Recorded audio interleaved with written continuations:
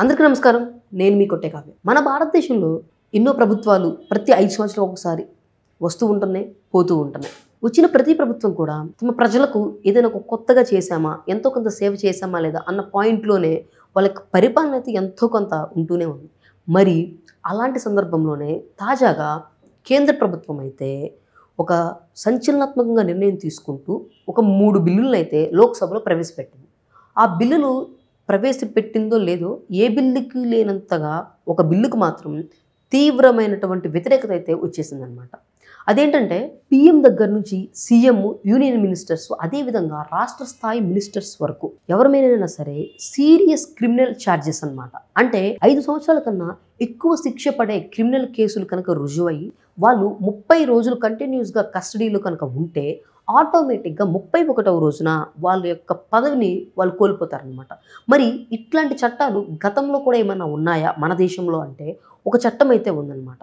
అదేంటంటే 2 సంవత్సరాల కన్నా ఎక్కువగా సంబంధిత ప్రజాప్రతినిధి ఏదైనా కన్విక్షన్కి గురైతే అతను రిజైన్ చేయాలన్నమాట. సో ఇప్పుడు ఆ చట్టాన్ని కూడా తలదన్నేలాగా ఈ కొత్త చట్టాన్ని కేంద్ర ప్రభుత్వం అయితే 130వ రాజ్యాంగ సవరణ బిల్లు ద్వారా లోక్సభలో అయితే ప్రవేశపెట్టింది. ఈ నేపథ్యంలో దేశవ్యాప్తంగా ఈ బిల్లుకు సంబంధించి అనేక ఆరోపణలు అయితే మనం వింటూ ఉన్నాం అనమాట. ఈ బిల్లులో ఏమైనా లూప్ హోల్స్ ఉంటే రాజకీయ నాయకులు వాటిని ఉపయోగించుకుని ప్రత్యర్థులను ఇబ్బంది పెట్టే ప్రయత్నం చేయొచ్చు.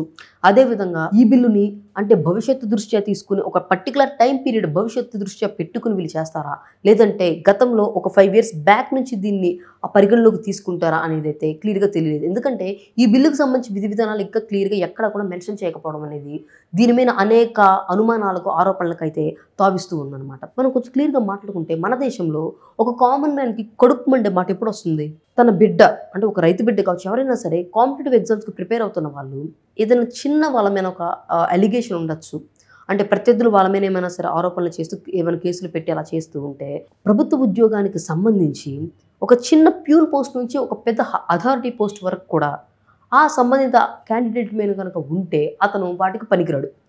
మరి అటువంటి బ్యూరోక్రాట్స్ మొత్తాన్ని కూడా పరిపాలించే ఒక పీపుల్ రిప్రజెంటేటివ్ ఇంకెంత నిష్పక్షపాతంగా, ఇంకెంత జవాబుదారీతనంగా ఉండాలి. ఈ నేపథ్యంలోనే గవర్నమెంట్ ఇలాంటి బిల్లు తీసుకురావడం అయితే సంతోషమే, కాదనను. కాకపోతే అది ఏమైనా వాళ్ళు భవిష్యత్తులో దీన్ని సక్రమంగా తీసుకువెళ్తారనేది ఒక పెద్ద టాస్క్ అనమాట.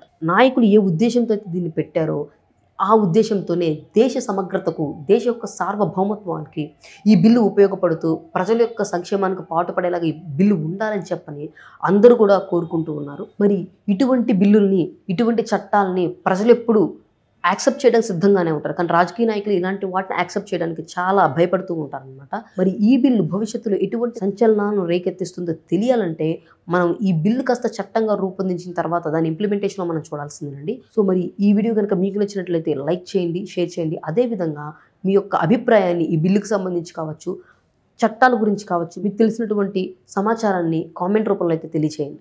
Thank you.